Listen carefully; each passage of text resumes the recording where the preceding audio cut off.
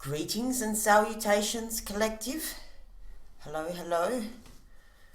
Welcome to the little cosmic channel, Wallaby Wonders or Cosmic Vegan, depending on where you're watching. I thought I'd do something different today. I've found this old piece of paper in which I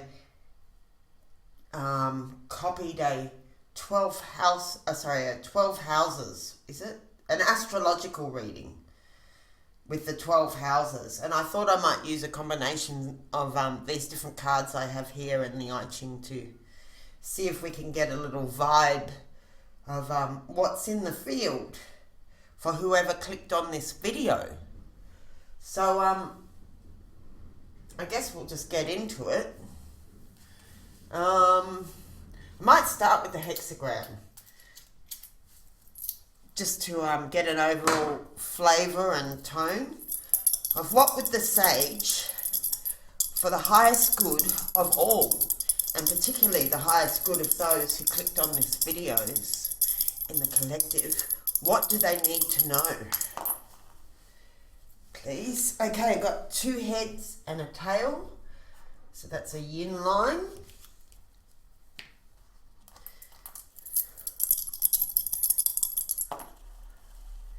I've got two tails and a head, that's a yang line.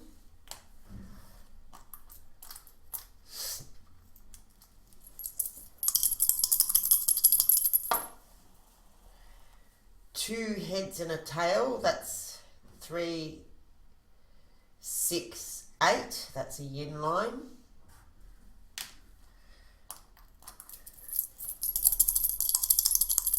For the highest good, dear sage, also known as the Most High, or Source, it goes by many names, but the sage, the highest good possible for the person who clicks on this video, what do they need to know? 3, 6, 9, that's a moving yang line. Okay, 2 more lines to go. What do they need to know, sage, for their highest good? And please help me to say the right words that are for someone, even if I'm not sure of myself. Use my vessel. 3, 6, 8. Okay. One more line.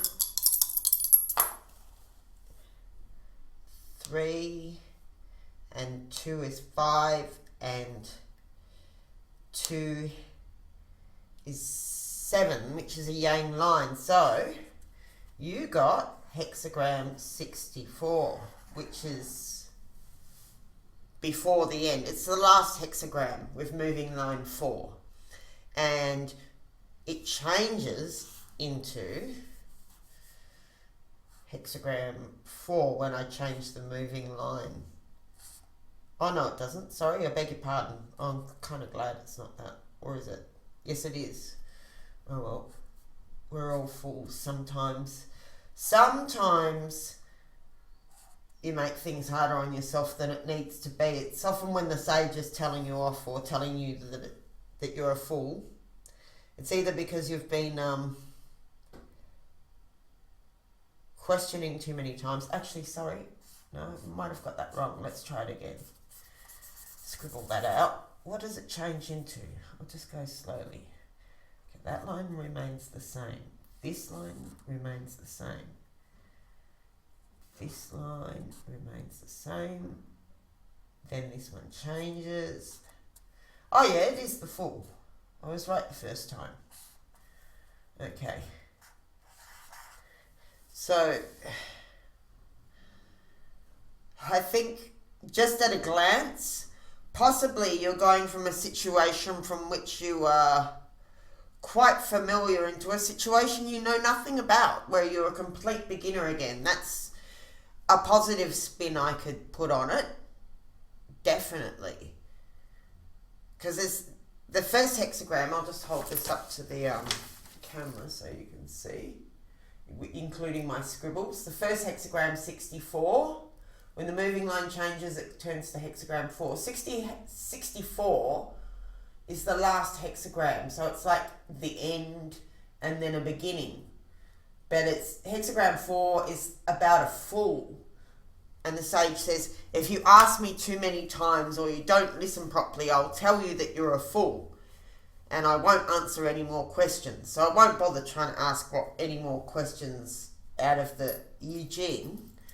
We'll just try and understand what the sage is getting at. But yeah, my first instinct is that you've reached the end of one cycle and you're beginning a new cycle where you're like the beginner.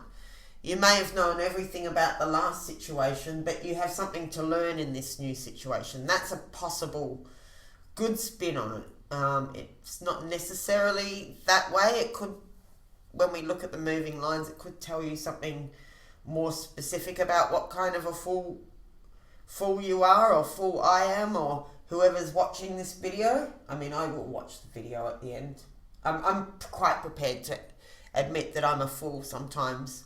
I just can't see even though I can see, I can't see everything at once like the sage can. I mean, that would just burst your mind. You can only kind of hold so much in, have so many windows open at the same time or pay attention to so many things. So maybe if you had a bigger perspective, you would see something really obvious.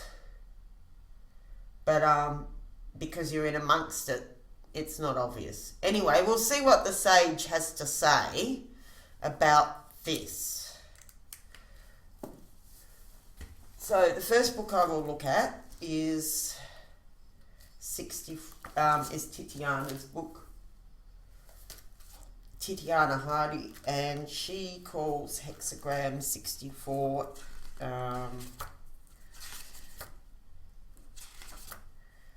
the first signs of spring, which is actually quite appropriate if you're watching from the southern hemisphere, where I am. It says, good times ahead, but tread carefully. This moment anticipates the move from winter towards spring. Changes are in the air, even though they are not yet with us. As in winter conditions, your life may still be difficult. There is so much still to be done. Too many tasks that never seem to be completed. You have a huge number of responsibilities now, like the time around Christmas with its endless preparations. And through after Christmas, there is more grey, cold days to come. And though after Christmas, okay, so whoever wrote this is in the northern hemisphere, maybe. The light is returning, so it is now. You will have to work on responsibilities which can't be shared. Your desk is piled high, but warmer, lighter days are truly ahead, which can't be shared. And your desk... Oh, dear. Where am I? You need to sense a tiny source of new energy burning within, which will light your way forwards. At this testing moment, when you have nearly come safely through the hard times, you need to speak with caution, move with care like someone walking on an icy road in a dark day. Tread carefully and take your time, but don't be despondent, and don't feel unappreciated. Quite suddenly, you will see the shoots of spring bulbs and the first blossom on the trees. Change is happening here, and some progress can be made now. Winter, and it may have been a harsh one, is virtually behind you. The first shoots and blossoming trees indicate that there is new life ahead, even when the days still feel cold. So there is hope after a period of making a constant effort just to survive. There are signs of joy ahead. The tiny new flowers of spring bring expectancy. You feel rejuvenated, regaining vitality and optimism. However hard it gets, life is always worth living, and there is always a moment when new buds appear on seemingly bare trees. A few more steps will take you to them. Right, so you're almost there, kind of thing. Or you are there, you just haven't realised it yet. So you got moving fourth line. Says, now the sun comes out to warm a chilly day. There is a great deal to get through, but your aims are good and your intentions are right. As long as you have the physical stamina to see it through, you will be very successful. Rewards will accrue from this adventure for 3 years, but be sure you have the strength to take on such a challenging task. Oh, I remember now. This particular line is about, like, you're starting a new project or you're entering new territory and it's going to take 3 years to conquer, and there will be devils in the territory that you have to deal with, and it could leave you exhausted. So, just one last check before you commit yourself, because once you begin, it's no going back. It's going to be at least 3 years, this new thing you're starting. So take a deep breath and be sure you know what you're doing before you start, because once you start, that's it. It's a big thing, and it's going to take a lot of energy. So even maybe before you start, you want to recharge your batteries a little bit more. So that's one possible interpretation. And the other interpretation, I believe, is quite different. So that was more of a 3D interpretation, and this one, it's something to do with somebody dying, I believe. Something like that.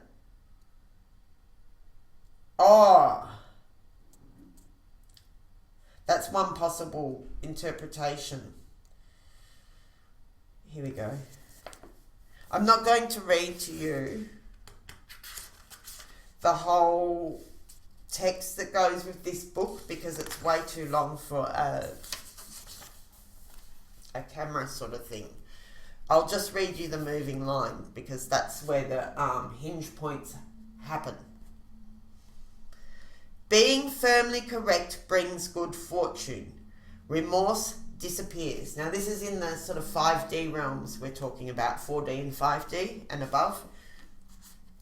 This line can refer to a person whose goal has been to reunite with another after the relationship has fallen into a misunderstanding.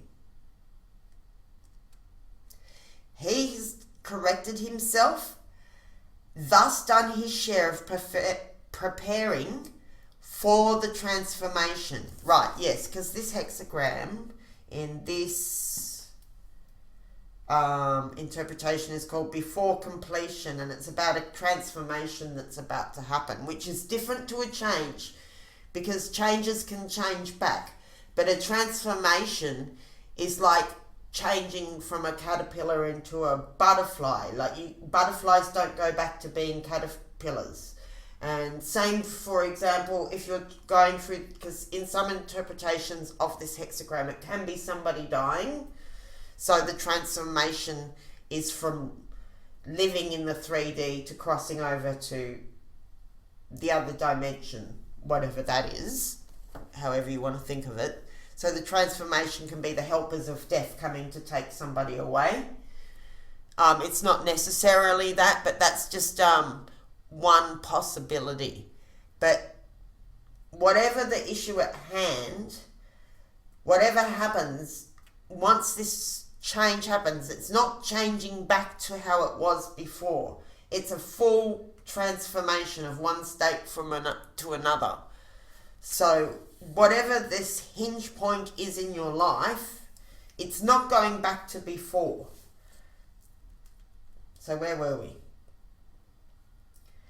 So he has corrected himself, that's you. So you have corrected yourself and done your share of the work preparing for the transformation. The devil's country stands for the misunderstandings that remain. Right, so speaking in metaphors, fighting for 3 years in the devil's countries is like doing shadow work or doing psychic warfare or fighting things you cannot see that are adverse kind of vibe. Okay, so, and in this case, for the other person who you have the misunderstanding, there's still some devil's country left. There's still some misunderstandings that remain. Okay, now the next bit. Through the helper, I beg your pardon. Through the intervention of the helper of transformation, a shock has temporarily jarred the other free from the ego, allowing his true self to lead his personality. Okay, so in this Carol Anthony and Hannah Moog interpretation, it talks about how when shocks happen, people are temporarily freed from their egos, which is part of the purpose of shocking events, is to free people from their ego or free situations from rigidity. And it's not necessarily clear about who that's intended for. It's usually everyone involved in the situation has something that they need to see that they're not seeing. And it can be positive or negative. Like winning the lottery can be totally shocking if you've been poor your whole life.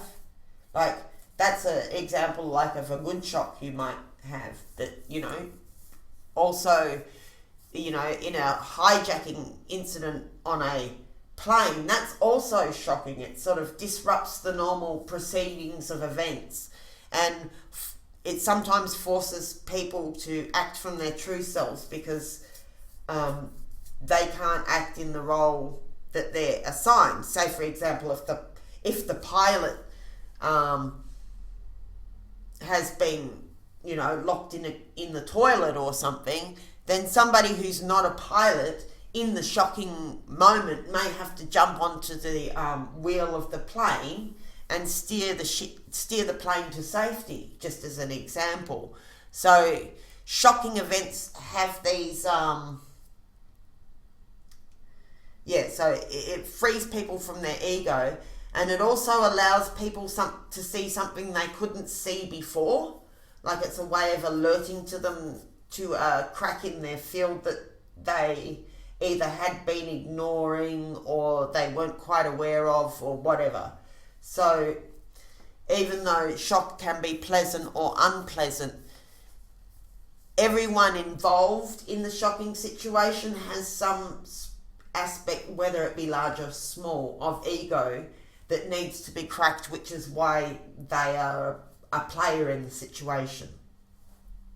Okay, so it's saying that through the helper of the helper of transformation, a shock, so something whether it's positive or negative, has temporarily jarred the other free from the ego. So whoever your other is in this situation, someone who you wanted to reunite with, but some big misunderstanding has happened, right? So the shock has temporarily jarred the other free from the ego, allowing his true self to lead his personality. This line informs the person observing the changes taking place in the other that they are real and will endure because they have been created through transformation. So say, for example, somebody, I'll just use this as a random example. Somebody who's always horrible to wait staff and service personnel or whatever, and they feel big and tough and rich or something like that, and they feel untouchable, suddenly gets hit with a life-threatening situation where their life is in the hands of a junior nurse while they're waiting in an emergency for the senior doctor to come. And, whether they live or survive depends on them not only getting on with this nurse, but the nurse's, goodwill towards them, potentially, if they're in a war zone or something like that. Potentially the nurse's goodwill towards them might make the difference between their life and death, and suddenly they get the shoe on the other foot where the junior nurse has all the power, and how they're treated becomes a lesson for them in seeing other people and having empathy. That's just an example. So quite often, your narcissists, your sociopaths, or, all these dark triad personality types, or even just people who aren't self-aware might pretend to change, and you shouldn't fall for it. And it's saying, I guess it's indicating that you can tell if someone's part of a clue about whether their transformation is just a performance or whether it's something that will endure, is that it has to have transformed them in some way. It's a transformative experience, like some kind of undeniable thing that shifts their reality, and they just don't see things the same anymore. So their ego will be much less if it's genuine, whereas performance doesn't come across like that. I mean, obviously you're going to have to use your discernment, but there's somebody in your picture at least who has had a sincere transformation, that they're having changes taking place that are real and will endure because they have been created through transformation, right? So then, they're not a caterpillar anymore, they're a butterfly now, and you can trust that.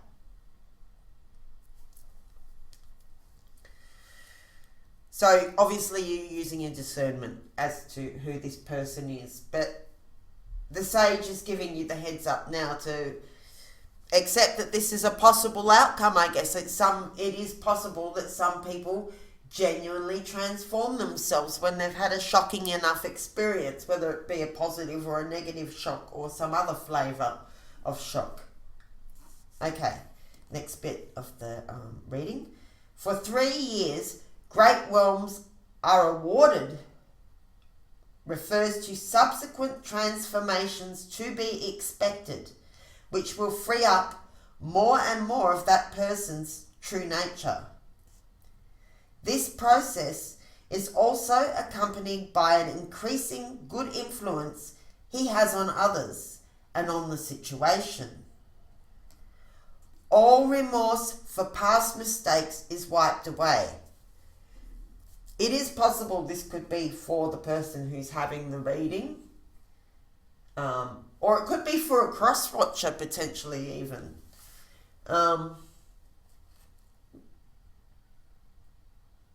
But it is referring to someone outside of yourself, generally speaking. That, you can always flip the readings to match your situation. This line shows the principle that people are not changed by altering themselves externally. It is only when transformation has taken place that the heart is cleansed and restored to its original state.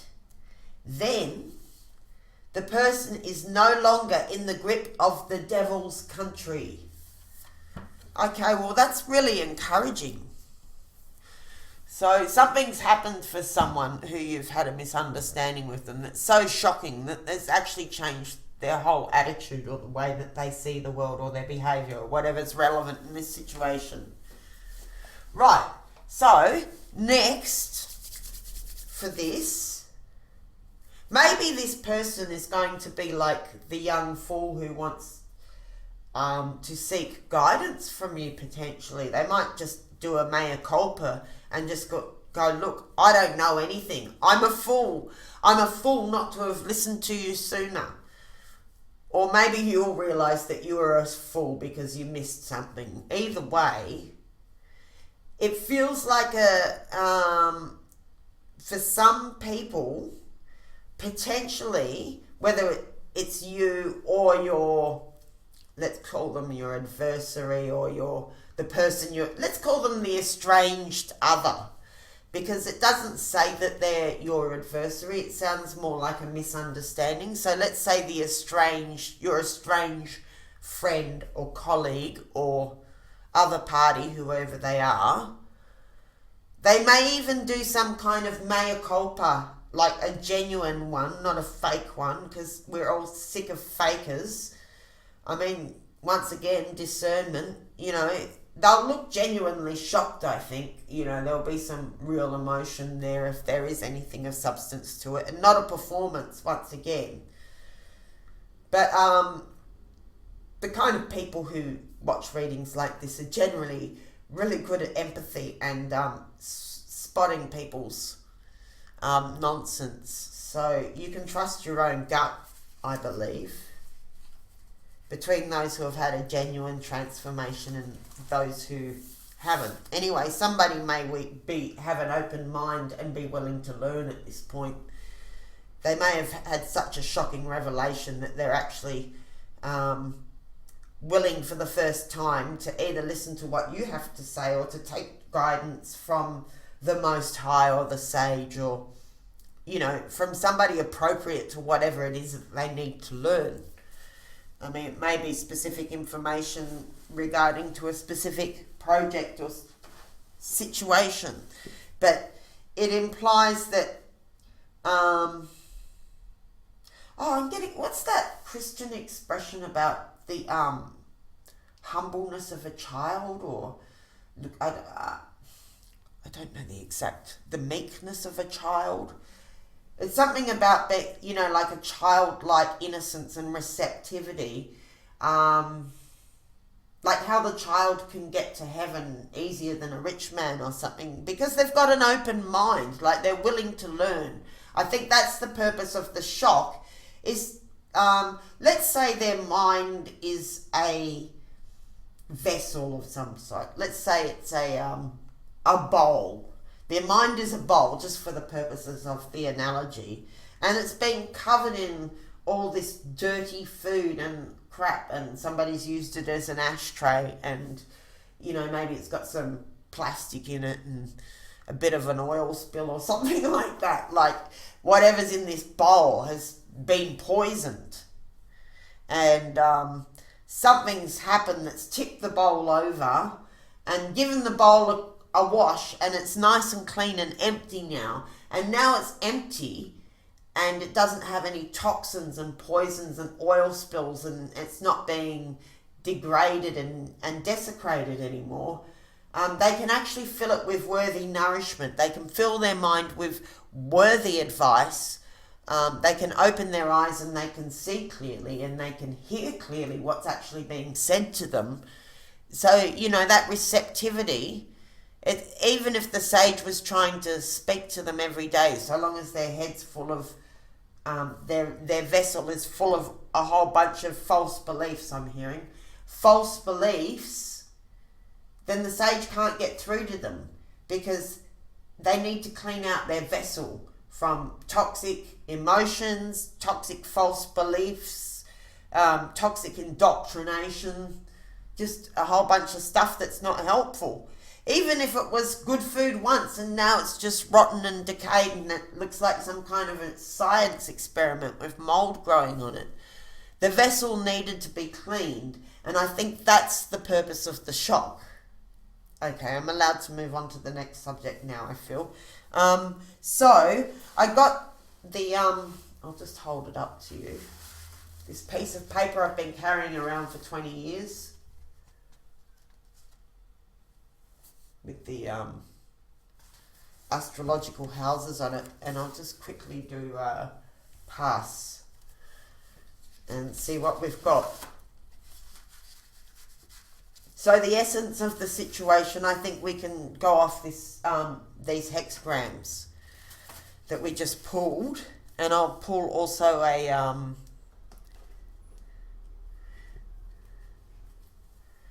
I'll pull a telepathy oracle card. These are my new oracles, giving them a whirl. Bit of a shuffle-ufficus. 4. Dear Sage, please use the telepathy oracle cards. Actually, we'll put something in each position.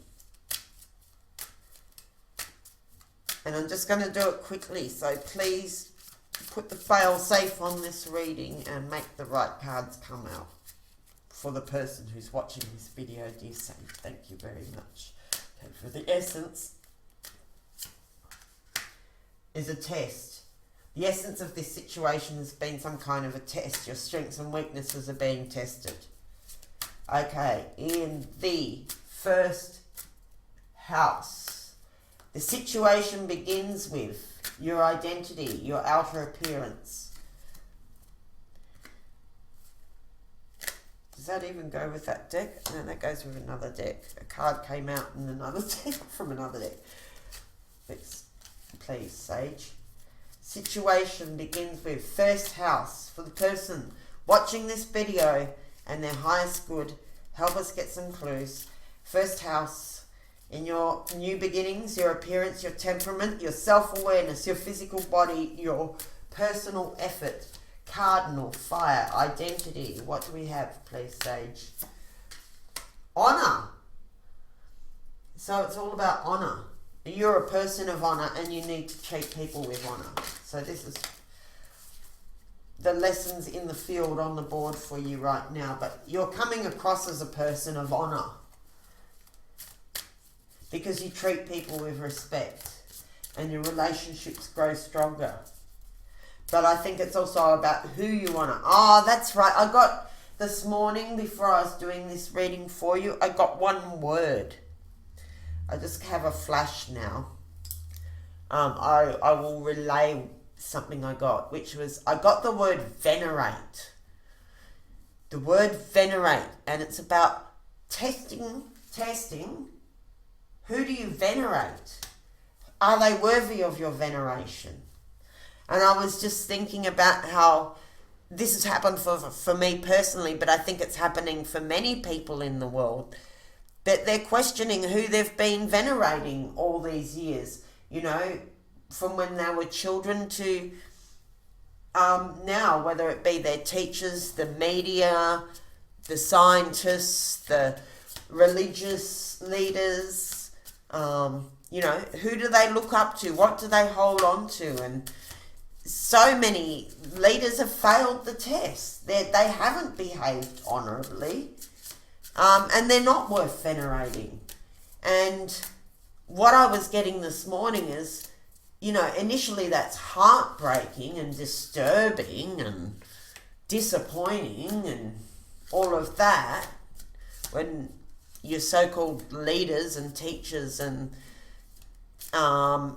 inverted commas pillars of society turn out to be corrupt and dysfunctional or self-interested or greedy or whatever the case may be. Sometimes it's really seriously bad. That's what I was getting, like how many so-called world leaders, whether they be in politics, religion, big business, government or what have you, or even just personally in our smaller communities, have turned out not to be honourable people. And not just to say they haven't been honourable, but they have been the exact opposite of honourable in just about any dimension you could think of, whether it be to do with their treatment of children, their treatment of the communal resources, or the company resources, the nation's resources. Just heaps of them have turned out to be the complete opposite of honourable people. And that's heartbreaking, but on the downside, it's disappointing. It's a big mess to clean up. But on the good side is that it enables you to throw away all the rules they ever gave you and anything they ever told you. Like, you don't have to venerate the rules that a bunch of child exploiters made. You don't have to pay into a system that's funded by people whose values you don't respect any more than, you know, the bare minimum. I mean, it's hard for any of us to be perfect. We're all perfectly imperfect, just like a Persian rug. But once you realise that the so-called leaders aren't even living up to their own professed standards, then you don't have to live by their standards. You know, you can venerate your own sense of morality, your own sense of what's right or wrong. You don't have to bow to their authority because they're clearly not worthy of it. And you can start designing the world the way that you want it because they have obviously failed. You know, failing to protect children is about, you know, the biggest, most baseline failure you can do. And children and teenagers, let's say. I mean, that is the bare minimum. And if they can't even manage to protect children and teenagers, then, you know, how are they worthy for any other tasks? Anyway, we don't have to. All the conditioning that they gave us, everything that they told us about reality served their purposes, not ours.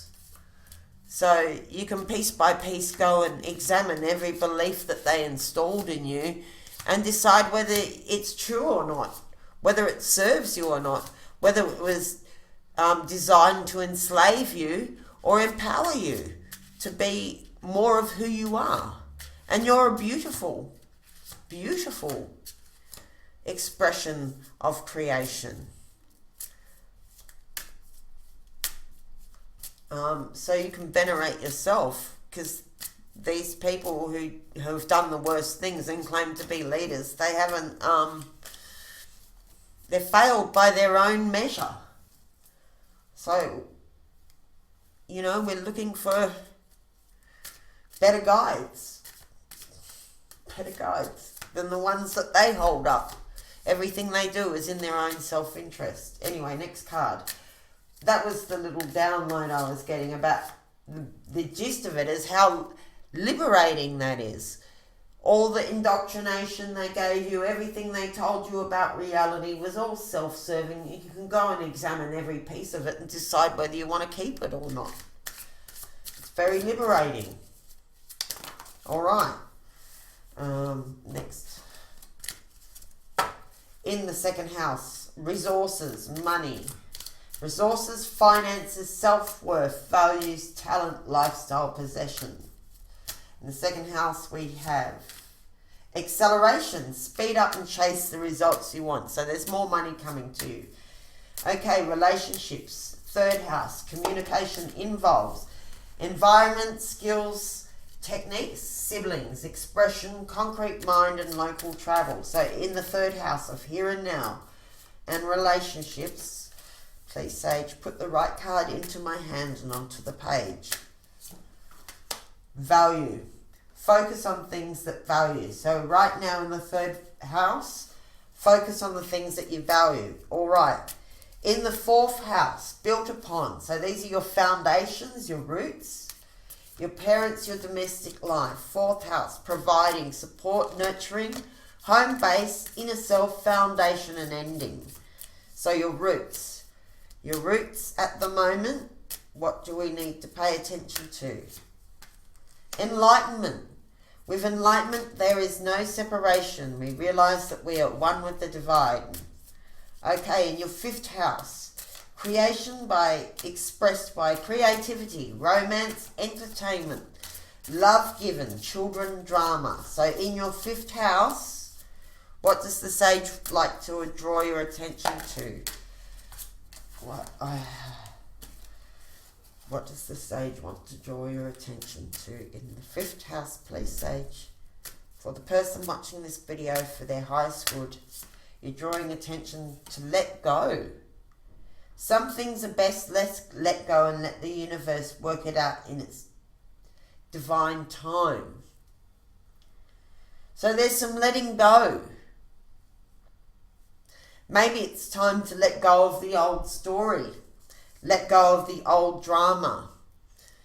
Let go of old ways that you used to entertain yourself before you had this upgrade.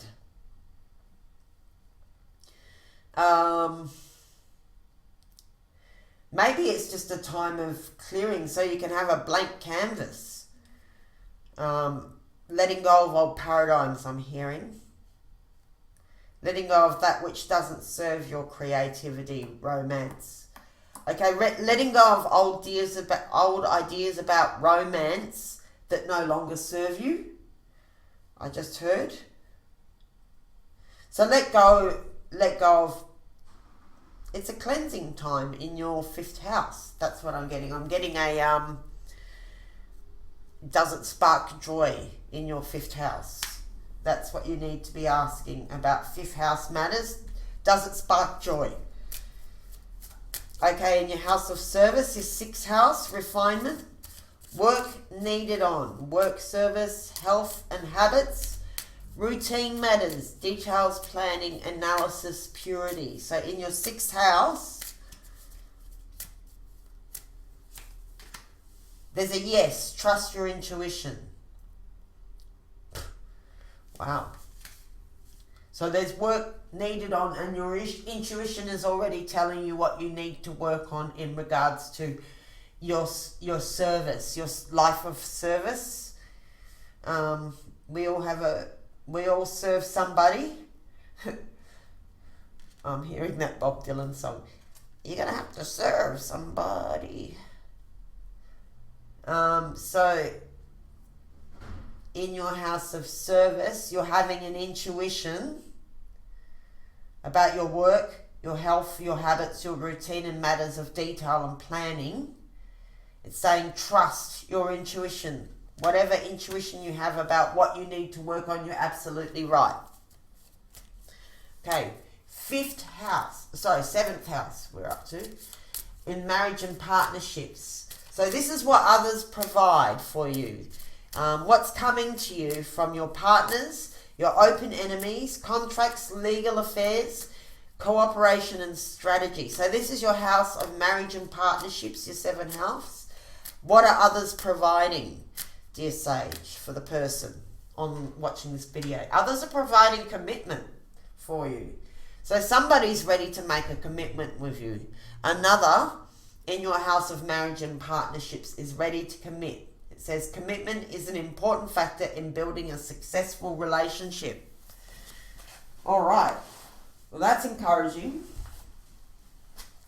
Okay, next. In your 8th house, your house of death and transformation. And we just had a hexagram about transformation. So this could be quite important or interesting, what's going on in this house, in your house of transformation. So in your house of in your 8th house, you will be transformed by whichever card we're about to pull. So this is support from others, values of others, legacies and taxes, risk-taking, taboos, sex, death and rebirth. It's the house of transformation, your Pluto or whatever. Okay, so what are you drawing attention to, dear sage, for the person who clicked on the video in their 8th house? Transformed. What will they be transformed by? Telepathy. You're going to be transformed by your telepathy collective. Wow. Choose soul connections, harmoniously synchronized reenactment of telepathic moments. Okay, so it's just going to start playing a bigger part in your life. Oh, look, and you had trusting your intuition in your service department too. So you're going to be using your intuition and your telepathy for the service of others in some way, whether it's, obvious and openly acknowledged, or whether you do it subtly and in a hidden fashion. Trusting your intuition and expanding your telepathic powers is going to be an important part of this transformation for you. A death and rebirth. So you're going to be transformed by telepathy. That's interesting. I think the whole world is open, sort of waking up. Some of them, obviously, much less so than others. But some people are just exploding in their supernatural, I'm going to say, abilities. Supernatural abilities. Okay, well, that's interesting. So the world is waking up to their telepathy. That's great. So travel, your ninth house, your expansion. So your expansion is going to come through the next card that we pull. And it deals with abstract mind, philosophy, dreams, distant travel, business, law, education. Your ninth house. So what's important for the person watching this video, dear Sage? What are they going to be expanded through? Because that's what ninth house is about. And it's also the house of travel. So they're going to be expanded through Cupid. Love is in the air when Cupid is around. Love is in the air when Cupid is around. Right, so this love and commitment that's obviously manifesting for you, I'm getting that you have a very telepathic connection with this true love or soulmate. I don't know the right words to use here. It looks like a marriage potential or, long-term. It could be in business potentially, but it just said Cupid. I mean, let's get real. I always like to try and be equivocal, but this is definitely Cupid. Love is going to change you. Love and commitment is going to expand you. It's going to help your dreams come true. It's going to help you with your education and philosophical understanding. It's going to help you expand your understanding of the world philosophically. You may be traveling with your this love who you can commit with, who you have a strong telepathic connection with. That's beautiful. So love could lead to travel.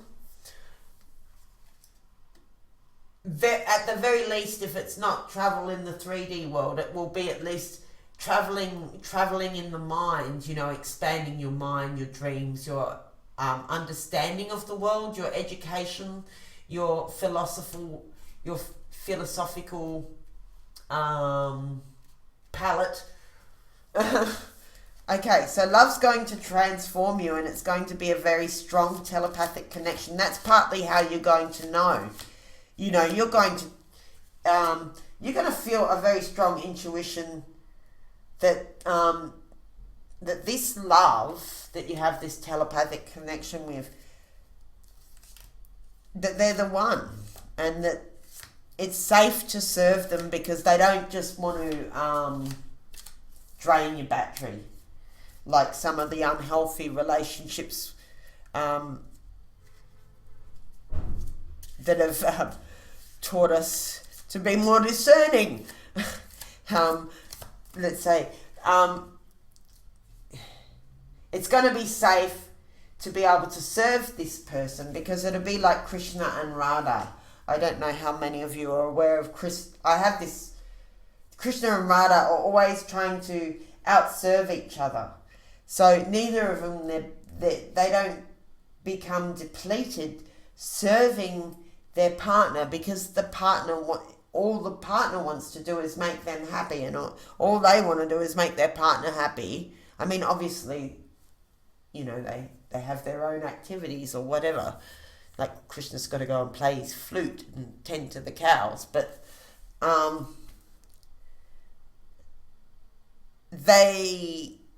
because they're both willing to overflow into each other, neither of them is depleted.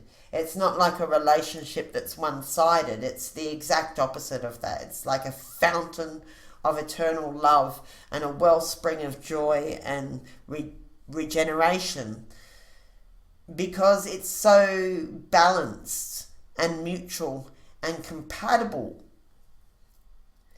And you'll know, your intuition will tell you whether that's the right person or not, obviously. But it'll be someone you can connect to for a long time and make a good commitment and a solid foundation with them. And they're going to be so compatible that the telepathic connection will be very strong. That's great. And that will lead to an expansion of your horizons, whether they be 3D horizons or your mental horizons. And it will expand your heart, to expand your capacity to love and your understanding of what love can be and what love is and isn't. Having someone with such a strong telepathic connection, that's beautiful. Okay, so 10th house, achieved by.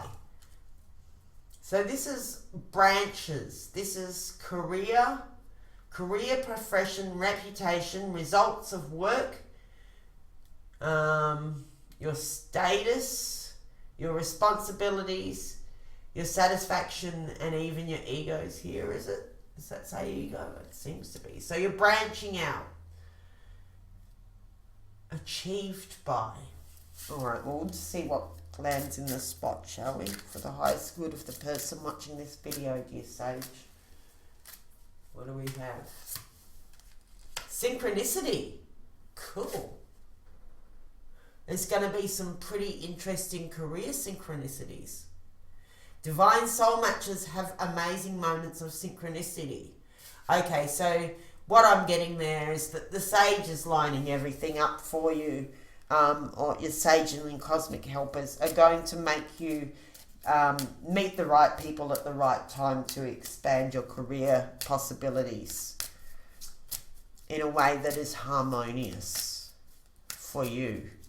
It'll be a divine appointment, I hear. A divine appointment. Okay.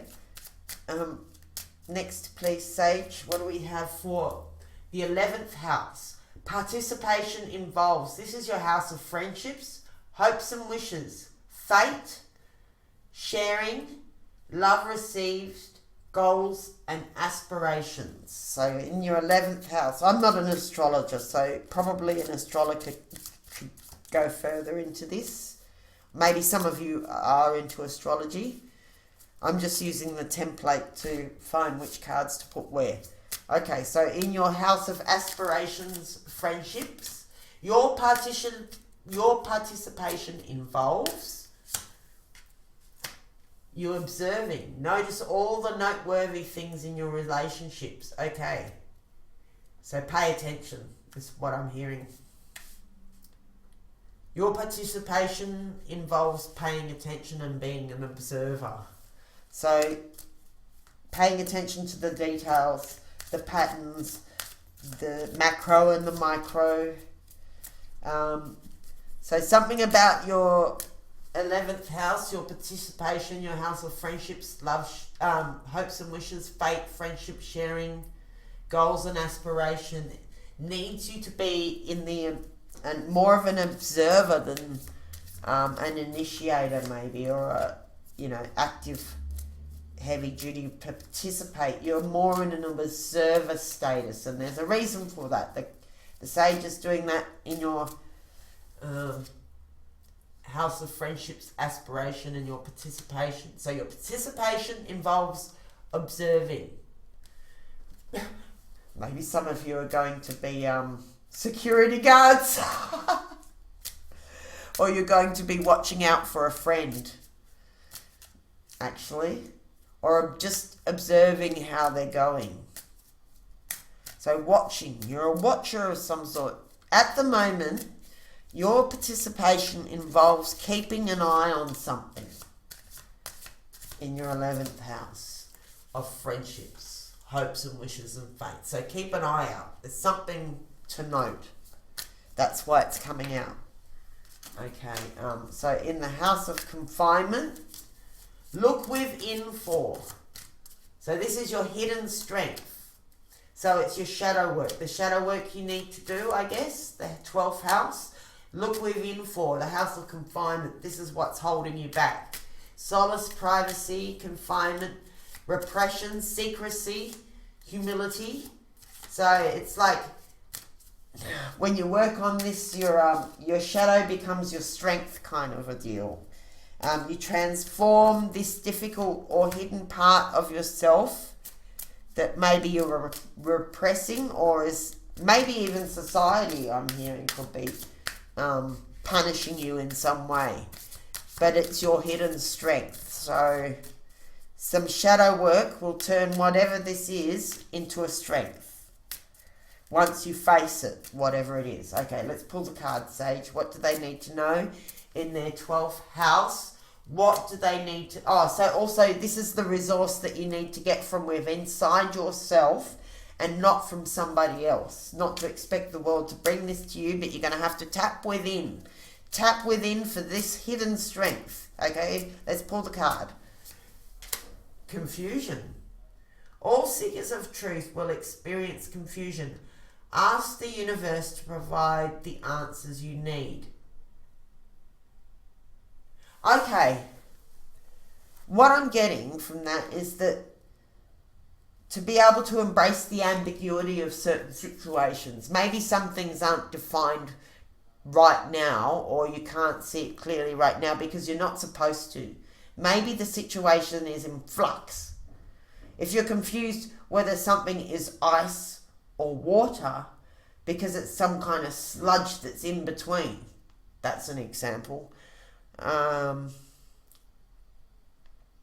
Maybe a situation is ambiguous because a decision hasn't been made, or because something needs to happen before it can be clarified. Maybe it's confused because it's yet to be defined. It's a piece of plasticine that you can mold this way or that way. So there's a hidden strength. How to turn confusion into a hidden strength. I'm going to say learning how to embrace the space between knowing and not knowing. How to, that there's a moment before you know something where you half know something, or you've got a sense of something. You can trust your intuition as to the scent or flavor of it. I think learning to be able to enjoy to embrace, see the advantage of a situation being ambiguous. Maybe if you're confused, then you can admit that you don't know something and you can open yourself up to guidance. Because if you're full of knowing everything, then how can you be taught? Like, there's a saying in the I Ching about how the superior man, or we could say the superior student or person or whatever, is ready to receive by virtue of their emptiness. It's just that thing of like, how can you pour a nice fresh drink into a dirty old cup? You can't, or you could, but there's no point in doing it. In order to receive the information you need, sometimes you need to do a mea culpa. Sometimes you need to admit that you just don't know, and ask for the sage or your cosmic helpers, your ancestors, your spirit guides, however you want to identify your beneficial and benevolent helpers to help you understand. And sometimes you're not supposed to know for a good reason. Maybe if you knew at a particular time, you would step in and ruin things. And the universe is arranging things perfectly without your interference. Thank you very much. Okay, I'm going to do another lay of cards or two. All right. Stretching my legs. Let's see. Let's put a time frame on this test. I'll just pull a time frame card for this reading. For the person who's watching this reading, what kind of a time frame have we got on this test that's the situation involves? The whole spread, please. The time frame on this whole spread. Next couple of years. So this is what the next couple of years is about. Good. I'm glad it's not the next 24 hours. So this reading will apply for a while. So you can come back and listen to it in 6 months and see how you're going, if you want, for a rejig. Just got a message there.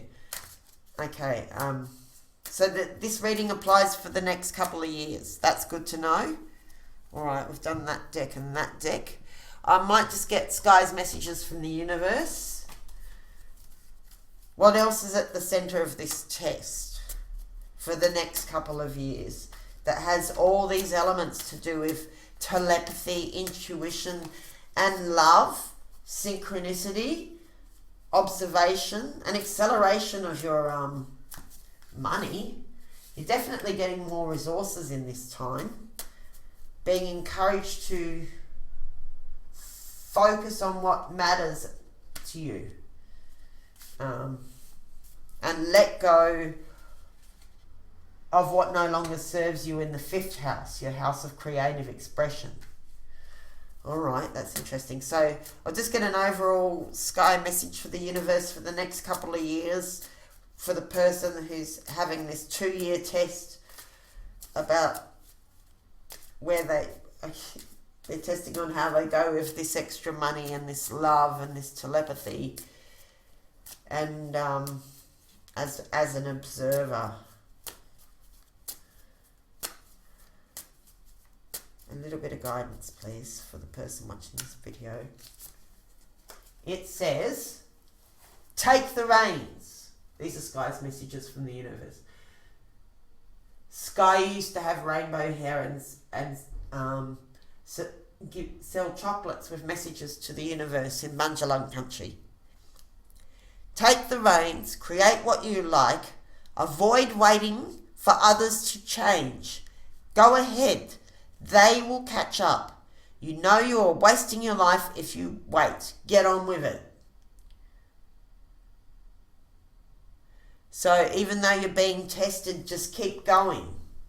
Get on with it. That's what it's saying. That's the overall vibe for a couple of years, and just getting on with creating what you want in your life and not waiting for others to change. Okay?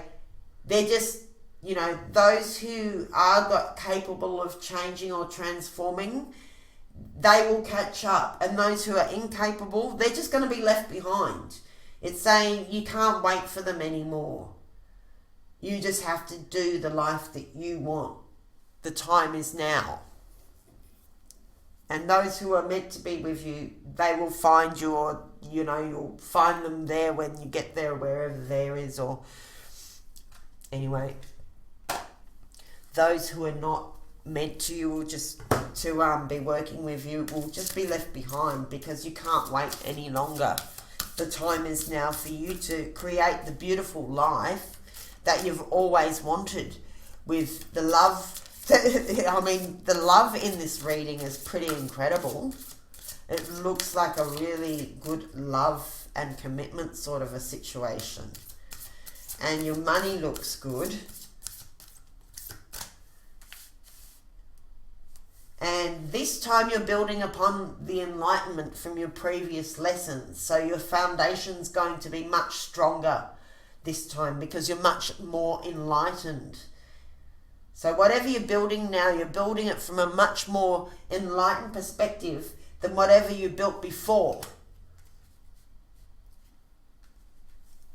So you can let go of those old ideas about what you wanted to create. You're creating something new now with your partner, by the looks of it, with a really good partner who you've got a very special telepathic connection with.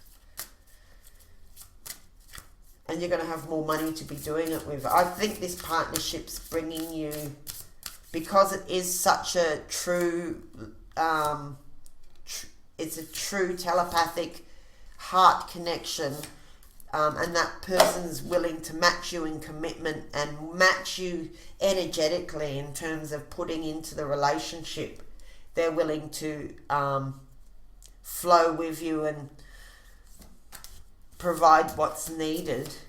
Neither of you are going to be drained, so it's going to be like an overflowing Ace of Cups of abundance. I'm seeing an Ace of Cups. I don't have tarot cards here at the moment, but I'm actually seeing like the way that the Ace of Cups overflows. That's that same vibe when Krishna and Radha try to please each other, outserve each other. Both of them are just overflowing in joy and ecstasy. It's like, no, I love you more. I love you more. No, I love you more.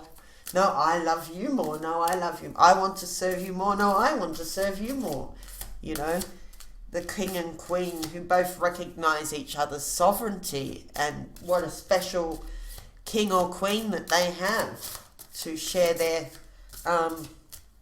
journey with.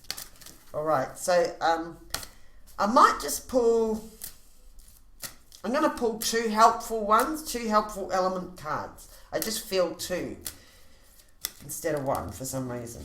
I'm going to pull two helpful elements over the next couple of years for the person who's getting on with their life, with their really good partner by the looks of it, a very special Cupid connection, someone they have a fantastic telepathic connection with.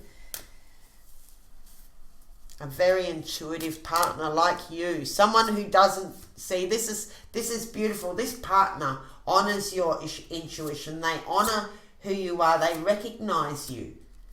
They recognize your intuition and your and you recognize theirs. And so instead of dissing on it, you can encourage each other to grow with your telepathic skills and your ability to manifest synchronicity in other areas of your life, like with your career.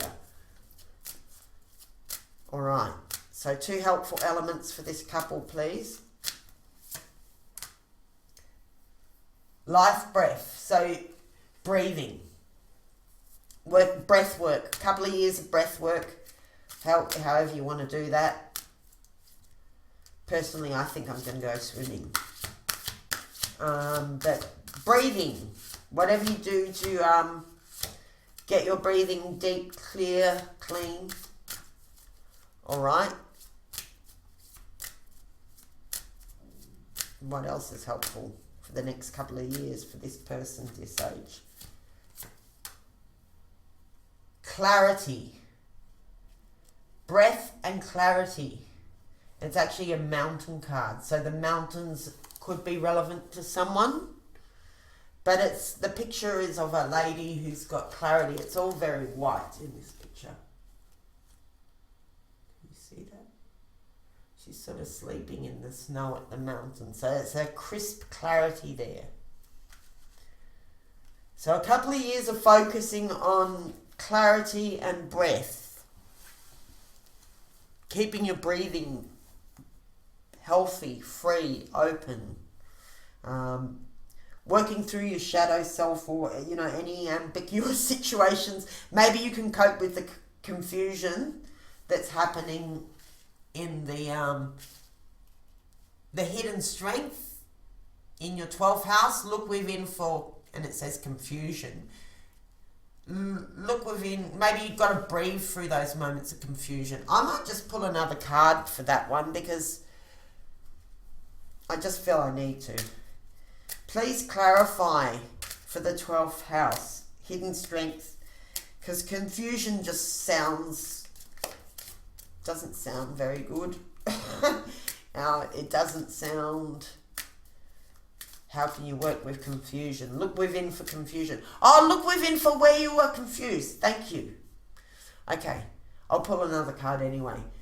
Look within for where you're confused is what I just heard, because I wasn't quite getting how that worked. And we'll have another card to go with it, please, Sage, because just for more clarifications. For clarity. Guilty. Don't let guilt get in the way of happiness. Okay, so right. So look within for where you feel guilty and confused, or you're confused as to maybe you're guilty or not, or maybe, here what I'm getting is that somebody's made you feel guilty. They've confused your sense of values, or they've gaslit you, or something like that. Maybe it's society's conditioning or something, or something you were told that was true that's not actually true, about the way life is or how people should behave, and you feel guilty. Like, I'm just thinking of Catholics who are made to feel guilty the natural expression of their physical love. I'm getting that idea. Yeah, like they're guilted about their actual expression. Yeah, and just things like that, like senses guilting you over a perfectly natural, wholesome thing to do with a partner that's correct for you. So if you've got a partner and you truly love them and you've got a great telepathic connection and a great heart connection and you've got commitment, then you shouldn't feel guilty for expressing your love physically, for example. But maybe you do and you don't even realise that you feel guilty or something like that. That's just one example. Like, so where could you be feeling guilty for something that you need not feel guilty about? Like maybe religion's put some guilt on you, or your parents, or your haters, or some mean girls, or whatever the case may be, you know. Somebody whose opinion you don't even need to respect because they, you know, do bad things to children or whatever. Who's put guilt and confusion on you that you really don't need to be carrying? Can you let go of that? You know, what guilty ideas, what guilt might be holding you back from pursuing the life you want to live? Do you feel guilty for something that you shouldn't be feeling guilty for? Really? Because you haven't broken any natural law or any cosmic law? Maybe you feel guilty because you're not doing something you think you should be doing for somebody else and it's actually not your burden to carry. So, spend a couple of years looking at what you feel guilty and confused about, and try and get to the bottom of it. If you genuinely are guilty, if there's genuinely something that was hurtful or broke cosmic law that you did wrong, well, maybe you can apologise and make amends and restore the situation in whatever way is correct. And if there's nothing to feel guilty about, maybe you can let it go as an unnecessary burden and as an unnecessary confusion in your life. That it's, you know, it's interfering with any guilt that you've taken on that's not appropriate. It's probably interfering with your clarity and your feeling free to breathe and just to live the life you want to live and be the person you want to be. Is, you know, did somebody guilt you or try and confuse you away from being the person that you really want to be deep down inside? Is there some guilt that's getting in the way of you breathing freely or thinking clearly? Are you carrying it in your heart and it's holding you down, getting in the way of expressing love and to your true love who you have a commitment and a telepathic connection with?